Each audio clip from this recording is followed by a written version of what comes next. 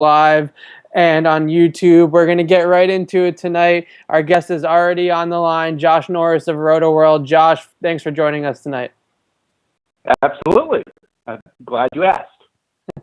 So this draft class for the Patriots, you're a big fan of, I assume, based off your big board, but your big board is often very different than other experts' big boards. So I wanted to ask you just quickly if you could summarize for us your process and how you go about building the big board year in and year out.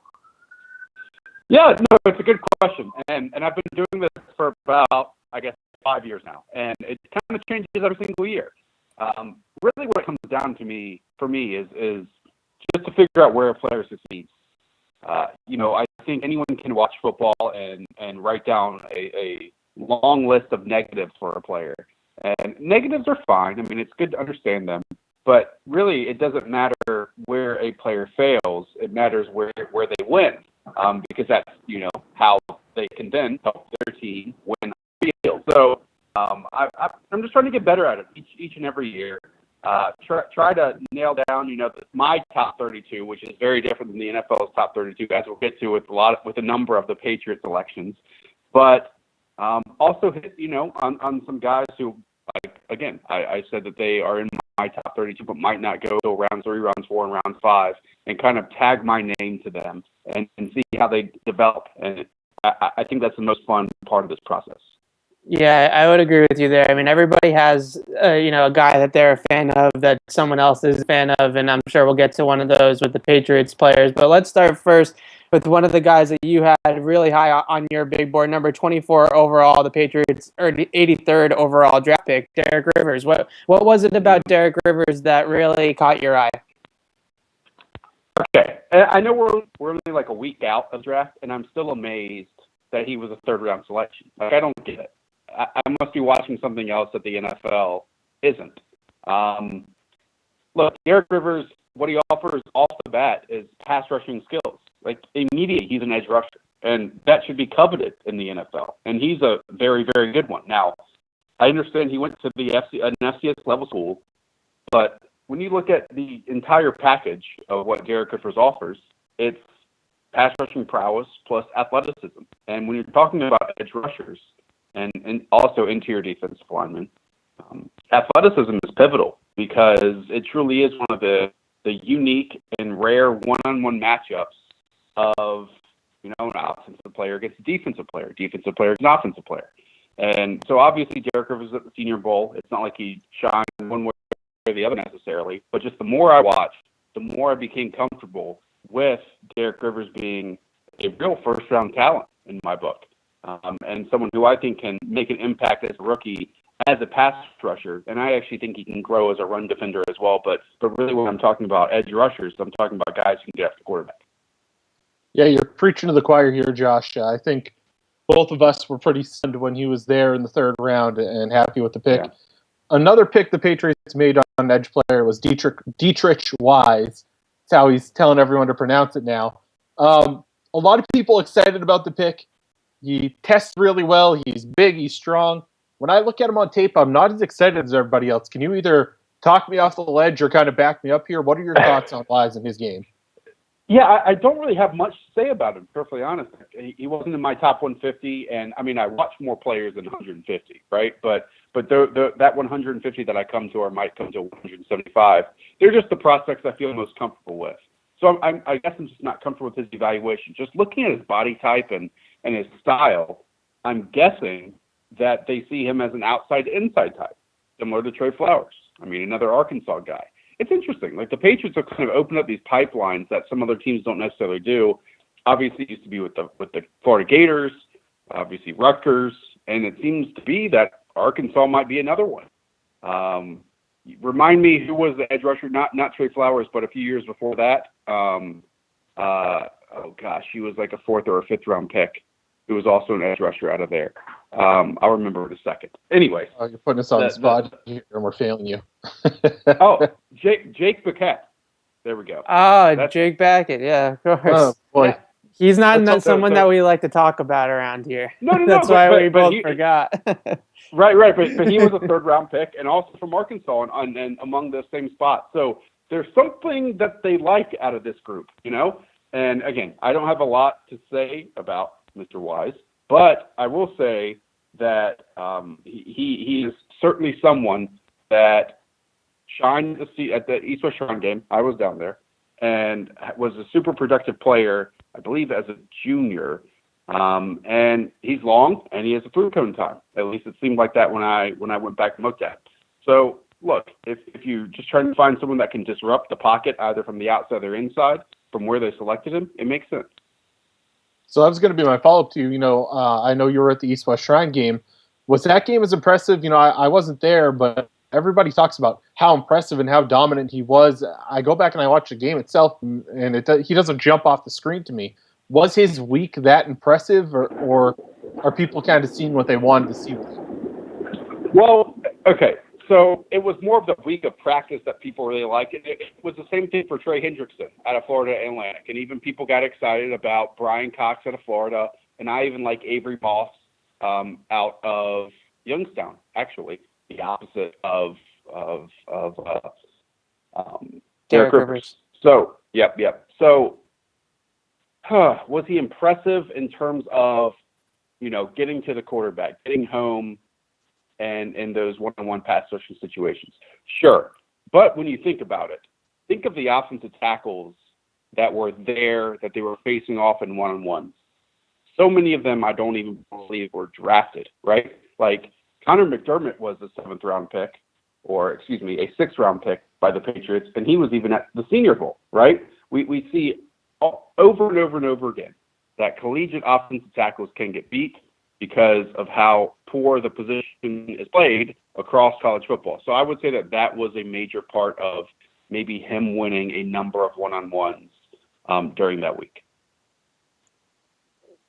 Josh, we want to ask you here about Antonio Garcia, the Patriots' other 3rd-round pick, another guy you were high on, pretty good athlete. What do you like about Garcia that you saw that put him at number 44 on your big board? I think he is one of the true left tackles in this class. Look, it was no, rumor or secret that the Patriots were working out a number of offensive tackles, and they even made that kind of a priority position because who knows Nate Solder's future in a few years, right? And for Antonio Garcia, this is someone who I, again, truly feel can be a left tackle in this class, and there aren't many of them. He has left tackle feet, and he has a finishers and maulers mentality to finish off pass protection and also in the running game. I understand that at points in the process, he measured in under 300 pounds, that his arms aren't as long as everyone's wanting them to be. But look, when you watch that Clemson game, which obviously Clemson destroyed a number of offensive lines, he absolutely held his own. Terrell Basham got him on one play in that Ohio contest. But for the majority of that Ohio game, he played quite well. Look, he's not a complete product, but as a rookie 3rd-round pick, he can absolutely act as a swing tackle and hopefully grow and develop like they've done with other offensive linemen. And so, again, I think whenever you can get someone who might be a left tackle for your team that you're not worried about, that can actually be a solid player that you can win with, I think that's excellent value in round 3. Yeah, I think we're all really excited about him. And as you said, with Nate Solder coming up down the line, he's going to be a free agent next offseason. Antonio Garcia, do you think he could start at left tackle in the NFL and be the heir apparent to Solder? Yes, I do. And I'm probably kind of in the minority there because I know, look, some offensive line coaches think you have to be 320 pounds now and just massive blockers. But I really do think that he can be. And look, if he's not, if they kind of don't think he has that upside even after his rookie year, all that you spent was a 3rd-round pick. You didn't spend like a top 3 pick, number 2 overall pick like Greg Robinson, Like you can just quickly move on from him after a year and just go with someone else.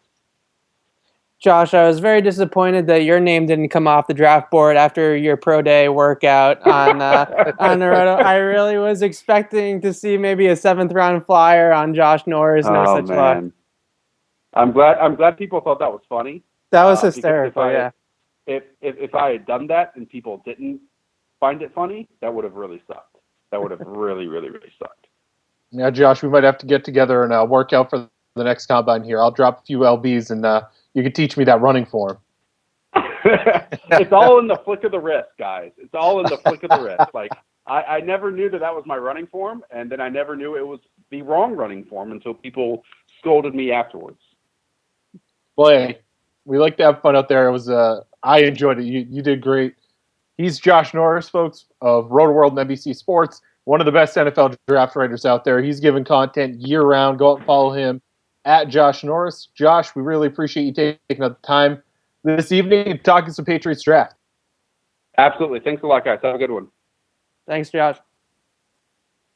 So, Evan, we're going to transition out of that. We're going to get into the Patriots roster. You know, there's not a whole ton to wrap up from the draft. We got our thoughts right off the top, some great thoughts from Josh there.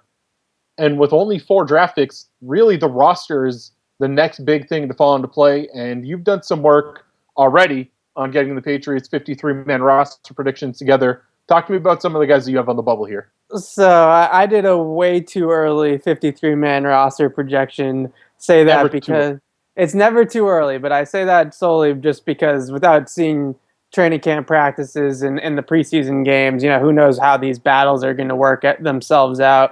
But I did it a way too early prediction, and what I really came down to is when you break it down, there's 59 players on this team that are either locks, and I consider the 4 guys that were taken in the draft this year as pretty much roster locks. And then, you know, those 4 guys, you add 55 veteran players really that have accrued seasons in the NFL, guys that have obviously started, guys that are obviously locked in on the roster at the top and in the middle of the roster. So you have a situation where 6 veteran players out of a list of about 10 or 11 guys, give or take, are going to be, you know, cut from this Patriots team, and I would expect them to not make the 53-man roster because of whatever reason with numbers in different areas. But let's look at those 10 or 11, and then I want to get from you who you really think it needs to watch out come training camp about their roster spots. So the 10 or 11 guys I have right now are Dion Lewis, Brandon Bolden, Michael Williams, who's still under contract,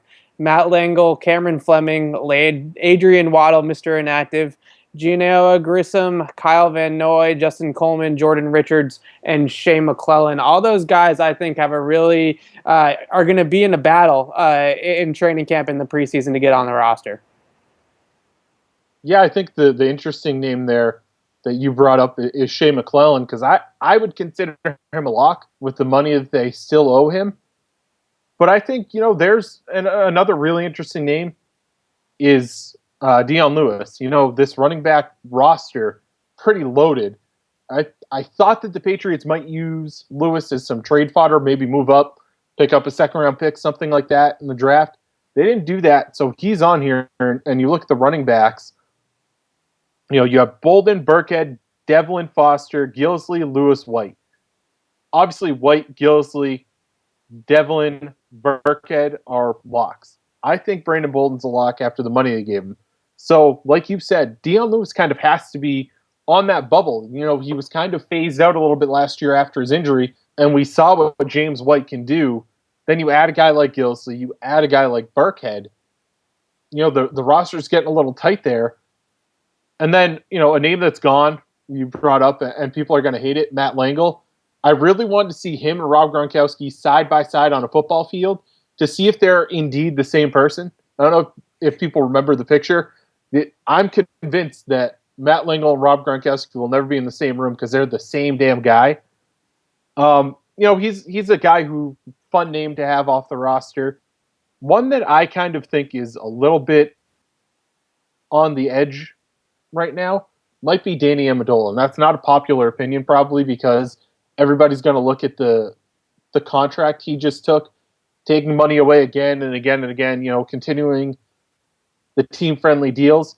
But after the Patriots picked up Devin Street off the free agent heap, I think that with that and with Austin Carr being an undrafted free agent that a lot of people like and think can be the heir apparent to Julian Edelman, Danny Amendola might not have a spot on this roster. The Patriots are going to keep Cooks. They're going to keep Edelman. They're going to keep Hogan. They're going to keep Mitchell. They're going to keep Slater. I think they keep Street.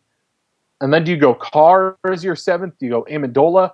Do you even want to keep seven? It's going to be a really interesting roster to try to figure out, especially at that wide receiver position. Yeah, well, I the reason why I think Amendola looks like a roster lock is because they guaranteed so much money to him at signing when he signed his new, worked around deal. Got about $101.3 million of a $1.8 million salary guaranteed. So they're not that they would take a huge cap hit or something like that to cut him, but it just seemed like when you offer a guy over $1 million guaranteed, that you probably have him in the plans. The other guy that you mentioned that I thought was interesting was Shea McClellan. So Brian Phillips, friend of the show, I had a conversation with him about the dead money on Shea McClellan's contract on Twitter, and he told me that McClellan, they would actually gain cap space, although they would have to carry Shea McClellan's dead money. Now, I thought it would not make a ton of sense, like you mentioned, to cut Shea McClellan at this point with the amount of money that they had for him in year 2 of that contract. It really seemed like they were invested in him for 2 years, and I that's why I put him on the initial 53-man roster breakdown. Now, the running back position is really where I think things get interesting. It was difficult for me to cut both Brandon Bolden and Dion Lewis at this stage, but I don't think that's necessarily going to be the case if we see that a guy like Rex Burkhead's role is predominantly to play on all 4 downs and give a little bit in each fashion and not be a go-to running back necessarily, then I think Brandon Bolden is a guy that could get cut for basically nothing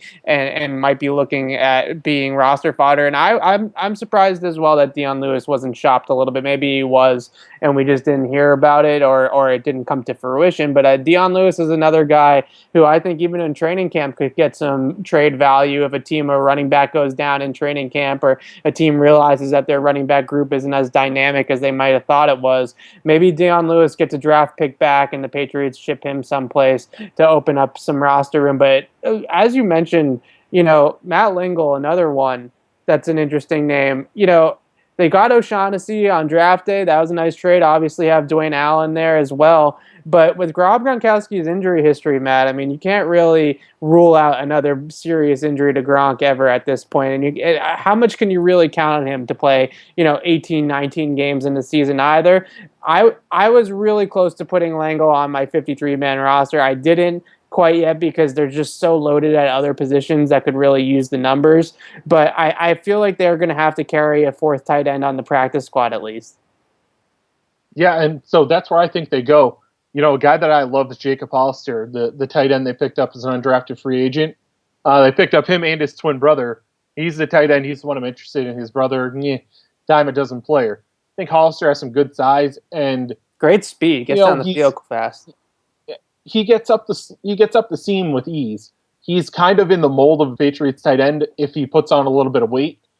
So I think, if you can pass him through to the practice squad, he's a guy that Bill Belichick would love. And obviously, they actually gave him a good chunk of change to be here in New England.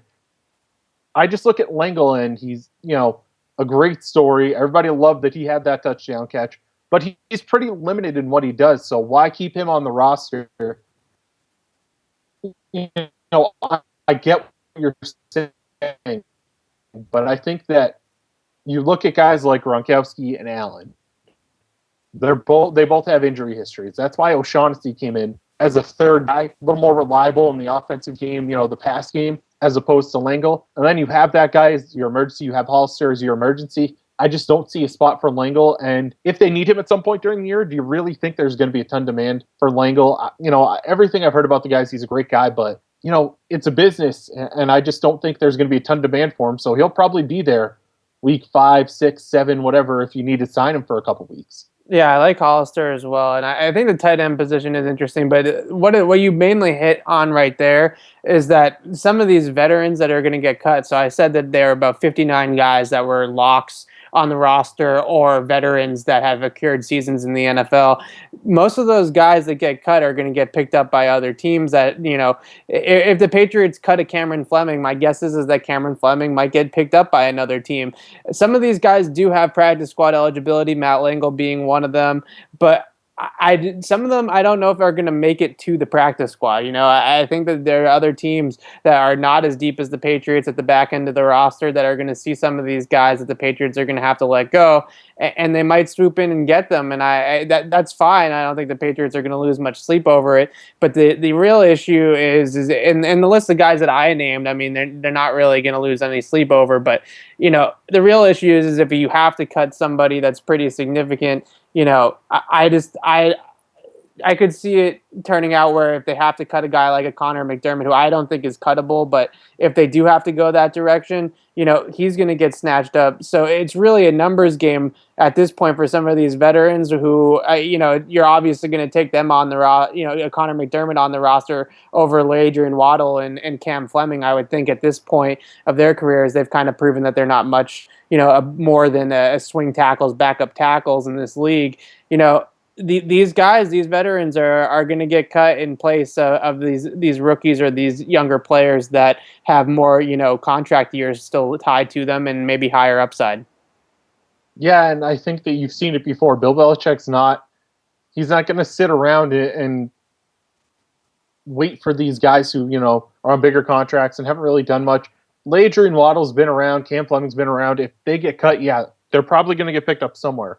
I'm not all that concerned about it because the Patriots, they filled positions of need where they felt there was no depth. So you look at some of these offensive tackles that they have on the roster, they'll be gone. You look at these edge players, really there weren't many. I don't think that either guy kicked somebody off the roster. Getting back into these undrafted free agents, you look at a guy like Harvey Lange. He's making the roster, if you ask me. They guaranteed him $115,000 at signing. He's making for an undrafted free agent. He's an interesting one. He's making the roster, if you ask me. It looks like he's making the roster based off the money. But when I did this, I mean, really, the guy that is Harvey Lange right now is Kyle Van Noy. That's really the question mark: is are they going to keep Kyle Van Noy or are they going to go with Harvey Lange? They can cut Kyle Van Noy, in training camp and not lose any money really against the cap or anything like that. He's a cuttable player, but can you trust Harvey Lange to go out there and cover in the playoffs like you did with Kyle Van Noy? I mean, Kyle Van Noy was a guy that didn't play serious snaps in the Super Bowl, but he played, some significant snaps in an important, obviously the most important game. I don't think that you can go there yet with Lange. Obviously, I think he could be a useful guy on special teams, but he's not going to play on defense in year one. It just gets interesting for me in terms of depth because you're going to lose some of these guys that you're going to waive that are veterans to other teams, and you're going to be stuck with some practice squad guys that could get thrown into big-time situations. I don't think you need to cut Van Noy, to be honest. Jonathan Freeney is going to be on this roster again. Landon Roberts. I loved Landon Roberts for what he was, but he's a one-dimensional player. How often do the Patriots keep a one-dimensional defensive player? Not very often. He made the roster because I think that he showed enough in year one to merit keeping him around and seeing what they can get out of him. I would love to keep him around, but I'm saying, would I be stunned if they kept Lange and let Roberts go? No. I wouldn't be stunned one bit. Same with Freeney, and they love them some Jonathan Freeney. But you look at a guy like Lange, and you look at a guy like Austin Carr, who I think is going to make the team. You look at a guy like Josh Augusta out of Missouri, who big body, plug up the middle, just kind of get in there and get things done. The Patriots don't exactly have a murderer's row when it comes to that interior defensive lineman. They have Brown, they have Branch, they have Valentine. They could use another plugger in there. I think he has a chance to make the roster as well. It's going to be interesting to see how many of these undrafted free agents make this team because you're looking at a Super Bowl roster that the back end of that roster didn't do a whole ton in their Super Bowl run. You look at, like I said, the guys like, you look at Adrian Waddle, you look at some of these linebackers that were on the roster that just didn't do much. There's a lot of low roster positions that are up for grabs, regardless of how the Patriots finished last year. And they have such a small draft class. This might be the year that you see like that vintage Bill Belichick, 5-6 undrafted guys on the roster, and they make another deep playoff to Super Bowl run. And I think that, like I said, Lange, Carr, and Augusta, and Hollister really are all in play for 53-man roster spots, and that would push even more guys off of your initial roster projections too. Right, and I think that where it comes from with the undrafted guys, and I'm the president of the Austin Carr fan club, so I want that guy, on the 53-man roster. But I think where it's really coming from is would you rather, continue to have a veteran like a Brandon Bolden, like a Kyle Van Noy, like a Jordan Richards or Justin Cole, one of those guys on the roster over giving a guy like an Austin Carr or a Harvey Lange or Augusta, who I like also, a roster spot, guys that are maybe, have a little bit higher upside. I think at this stage with the guys that, the guys on the bubble, the veterans on the bubble that I named, they're on the bubble because we kind of know who they are at this point, right? We know that Brandon Bolden is not going to be a dynamic running back on offense. He's going to play special teams. He's going to do his job. He's going to be a good teammate, but he's not a high, level player. We know Kyle Van Noy kind of what he is. Maybe a guy like Harvey Lange can be more than Kyle Van Noy, in which case, it would make sense to take a chance on Harvey Lange. So I think what we're going to see is these veterans at the back end of the roster, where do the Patriots value, the most? Do they value having that security that, carrying a sixth linebacker like a Kyle Van Noy or a sixth defensive back like a Justin Coleman, provides, saying that, hey, these guys have played before in the NFL. These guys have done things before out there that are, both good and bad. Or do they go the route of, taking a chance on some of these younger guys? I think that there's a good chance that they could go either direction. For the time being, I'm going to go with the veterans for the most part across the board, but I definitely think that there's a good chance that they could say, hey, for the last, 3 or 4 roster spots of the 53-man, why don't we give it to those 4 guys that we mentioned, the UDFAs, and see if we can take a chance on those guys. Yeah, I mean, if I'm Justin Coleman, if I'm Jordan Richards, if I'm Geno Grissom, if I'm Woodrow Hamilton, I'm keeping a backpack. I'm not getting too comfortable. I think that this is a year that the Patriots can make a lot of changes at the back end of that roster. You mentioned like Brandon Bolden. I am like, people call me a Brandon Bolden hater. I don't hate the guy. He's kind of a wasted roster spot for me. What is he doing? He's on this team though. I think he's on this team because of what the Patriots, how they special teams. Roster.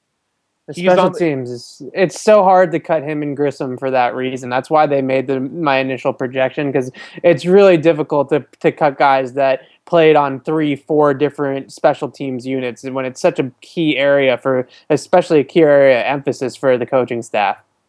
Yeah, Geno Grissom, this might be the year that he's gone. I had such high hopes for him. He hasn't developed anything in terms of defensive prowess. Unless he comes in and has a year 4 jump, like I said, I'd keep a bag packed if I were him. Same with Jordan Richards, and it's crazy to think Jordan Richards might be off this team so quickly. And Justin it's looking Coleman, that way. They like, and they want to do some things with. He might be off this roster. This might be like, hot take central, but I'm not trying to be a hot take machine here. Cyrus Jones better watch his back too. I don't care if he's in year 2.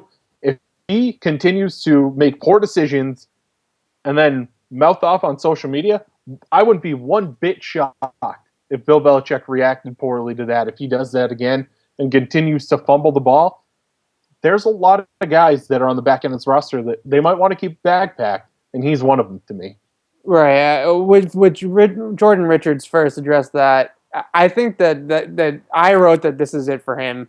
They're going to finally give up on him, and he's going to get the boot. And I really think it's more because they're just so deep at safety, and they have Ebner and King who are going to make the team for special teams purposes automatically. And then you get the top 3 carrying 6 safeties on a roster that's loaded as much as the Patriots are. It gets really tough with the numbers. It really does. When I was doing this exercise, it was really, really difficult to fit all of the guys on the roster that are pretty much locks because of different roles and different, purposes, or they're Belichick guys or Patriot way type players. Jordan Richards, I think, kind of got the short end of the stick, he got drafted a little bit high, obviously, and that kind of sat with him for most of the time, that he was a second round pick when most people didn't expect him to be. And then he got stuck behind Devin McCourty, Patrick Chung, and Duron Harmon, and didn't really ever see the field seriously, on defense to kind of make a name for himself. But then again, he didn't get, he didn't earn it. He didn't earn the playing time on the practice field, and the limited time that he did get, he didn't earn more playing time in more crunch time situations. I think that Jordan Richards is a guy that doesn't make this roster. Yeah, I hate to say it, but I agree. Kid with local ties. Smart kid, nice kid. Just not what the Patriots need, especially with this defensive backfield. There's not going to be a whole ton of rotation. They have their guys kind of cemented in place, at least through this year. And at safety, they have their guys cemented in place for the next 4 or 5 years. Not a whole lot of wiggle room. So I agree he'll probably be off. A guy that we were kind of talking about before, Geno Grissom, another reason I think he's off the roster is some of these free agent signings and trades. Coney Ealy, Lawrence Guy, 2 guys that push him off the roster. That's not even getting into any of these undrafted guys. That's moves that were made to solidify kind of that role that he's expected to play. The inside-out presence. He just doesn't do it, and they added 2 guys that can do it. Lawrence Guy's a little bigger, but he can play inside and outside. He's got a good motor.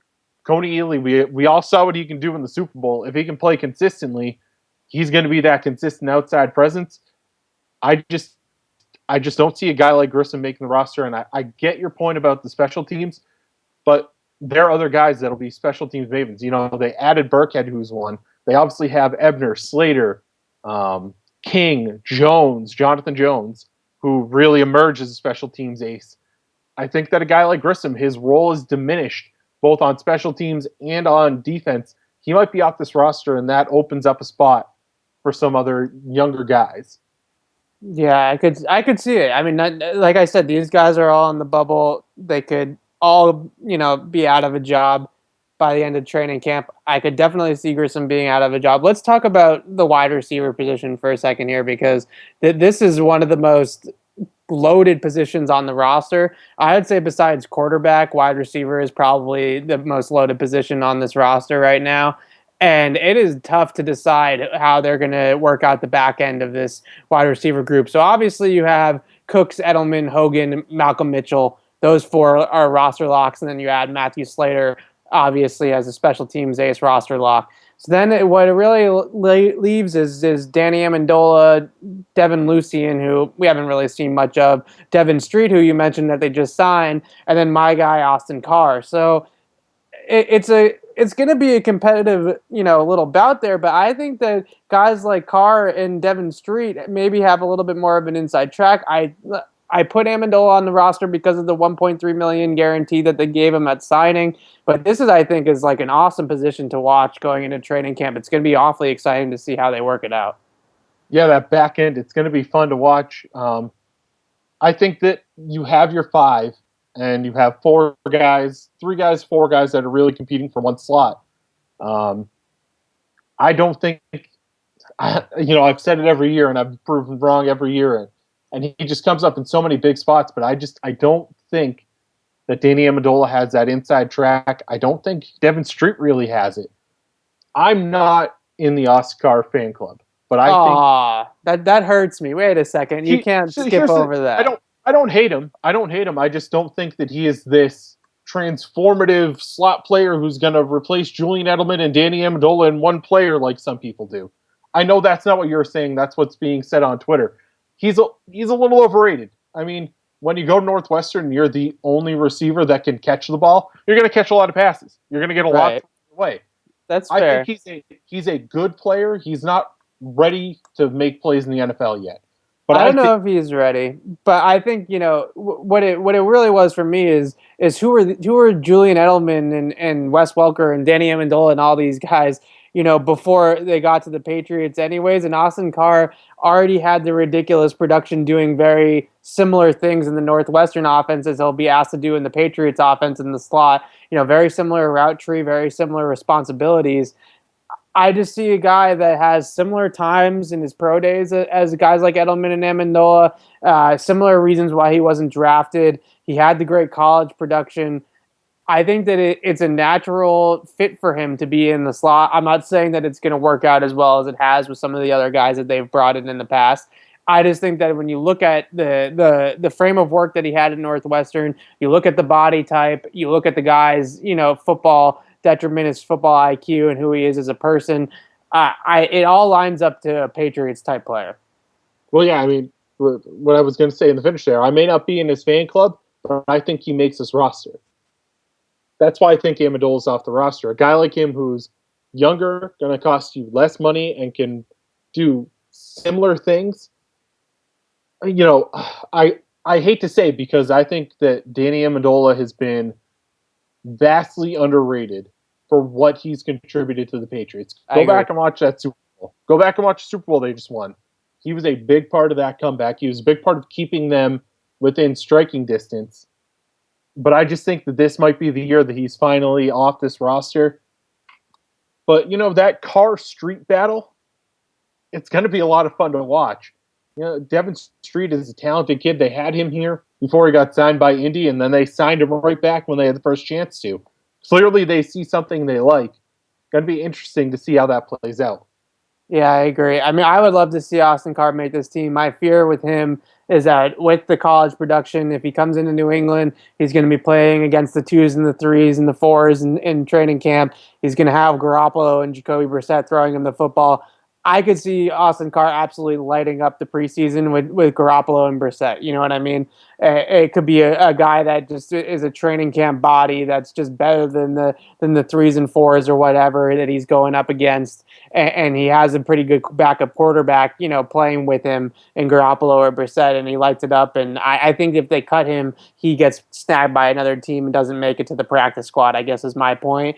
And with the future of the slot position really much in doubt with Edelman and Amendola's age and contract situation, I mean, if Amendola makes his team this year, that's well and good. And both of us are definitely on board with saying that he's been underrated a little bit here in New England.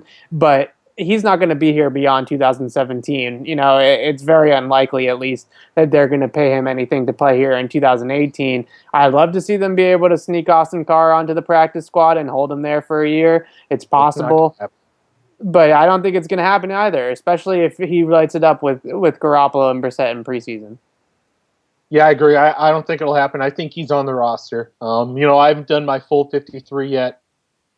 Still adjusting to writing and dad life.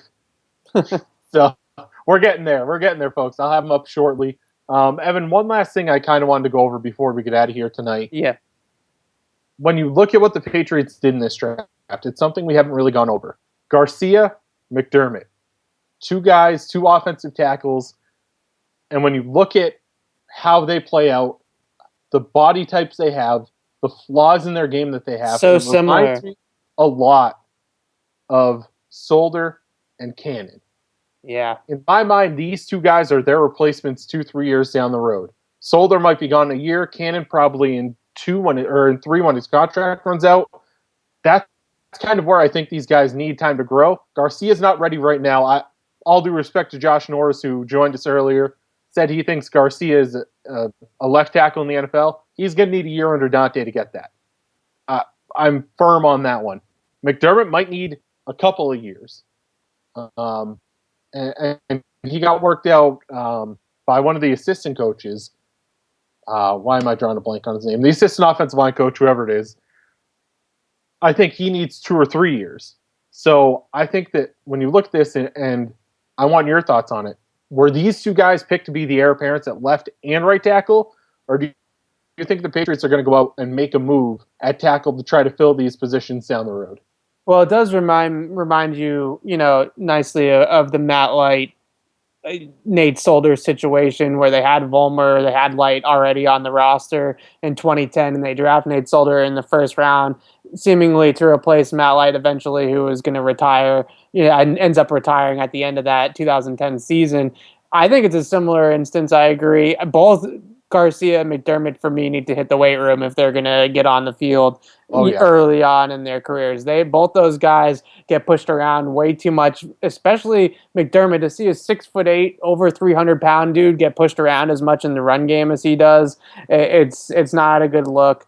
Both those guys really need to get into an NFL strength and conditioning program. That's why I think that they're nice moves, and you could be right. I could see it being, they're looking a few years down the road, probably a little bit longer for McDermott than for Garcia. But I think that with Josh Norris's point with Garcia being a starting left tackle was basically because of his pass protection skills. The guy really can slide and kick out of protection really well. I could see it happening the way that you're presenting it, definitely. And I do think that, going into this draft, when I wrote my draft needs column, I said that offensive tackle was their second biggest need. Pat on the back there, got that one right. And then, I think that my two biggest needs, a little bit of a humble brag here, were edge rusher and tackle. Not saying that was that outside the box, but that's all they drafted. So I guess I did something right here. But I think that the plan really was to, get somebody in place that could potentially replace Nate Solder if he were to have an off year and they weren't going to want to pay him like a franchise left tackle that he's probably going to get next offseason. I could see Garcia being that guy, not maybe in obviously year one, but maybe in year two. I think that was all we had planned for tonight, wasn't it? Oh, sorry, I was on mute there. Cole Popovich was who I was thinking of. He went and worked out McDermott. That's the guy who I think will work with him a lot. McDermott, I agree with you. He needs to get in and from a guy who has a very weak core, got a little, got the extra tire around the waist there. McDermott needs to strengthen that core. He gets pushed back and his hips come forward way too quick. I look at this and I see two guys that fit the body type, they fit the athleticism mold, they fit the strength mold. Really, once they get in with Dante, they're my heir apparents at that spot, and I think that it's kind of a really smart move. You look at Belichick playing chess while everyone's playing checkers. These two picks, I'm not the biggest fan of the player itself, but in terms of the type of player that they picked for each spot and where they picked them, it's a really smart move for the Patriots to address this when you really don't have anything in the pipeline for offensive tackle. Waddle and Fleming are a dime a dozen players. So getting these guys in, getting them into your system and giving them time to grow really is going to, down the road, it's going to look way smarter than it does now. Yeah, I agree with you there that their body types, these athletic, slimmer guys that can really move, have good feet, are definitely the way that this league is going to have to go at the left tackle position with all the speed on the edge that we have nowadays. But I think that what we're looking at right now is that we're going to have one of the most competitive training camps that we've had in a long time. With the how deep this roster is, obviously we have a lot of locks at the top. Guys like Brady and Gronk and stuff like that. But the battles in training camp are always won at the back end there between guys 40 to 53 or so, and it's going to really be it's going to be a bloodbath this year because it's going to be tough for a lot of these veterans to even make the roster, let alone some of the UDFA's. But all right, Matt. Other than taking care of the new LePan, what do you got coming down the road here? Well, we got some stuff that actually is going to be coming up on Pro Football Central. We're going to have who I think really won the draft, and it's players, not teams, who won the draft. So keep an eye out for that in the next day or two. We're going to get into some Patriots stuff, 53-man projections. I'm going to write something up on what we just discussed, actually, on Garcia and McDermott potentially being the heir apparents to Solder and Cannon. And coming up soon, as crazy as it sounds, we're coming up on OTAs, we're coming up on mini camps, we're coming up on training camps. So we're really going to start getting to the nitty gritty of the roster and some of the players. I didn't know that this was happening. This is news to me. I love it. Breaking news. # breaking news. Wow.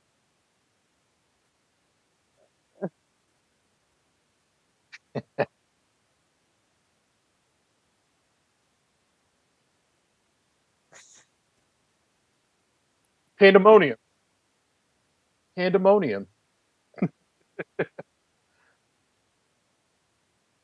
It will. Wow. So yeah, Love it. make it move over to football. Big IPA guy. Big IPA. But yeah, so making the move, breaking news there.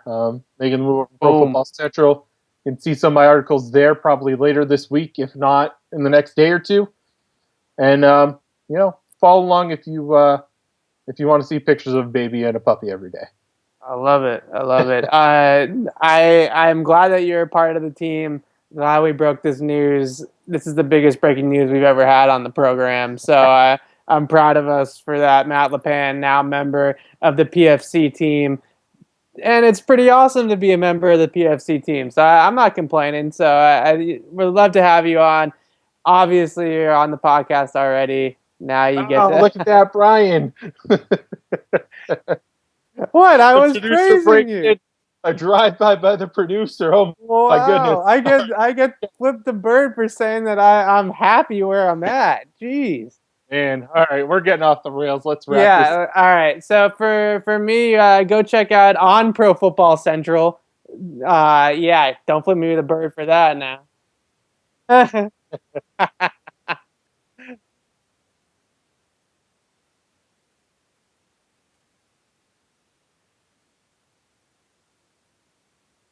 Passively agreed. That is not true. That is not fair. Not fair at all. After I've pumped out article after article for you, slaved over it, and now. Oh wow! Thanks. Now I'm getting. His stuff. You'll have my stuff. Draft and Patriots. We're killing it. All right. We are.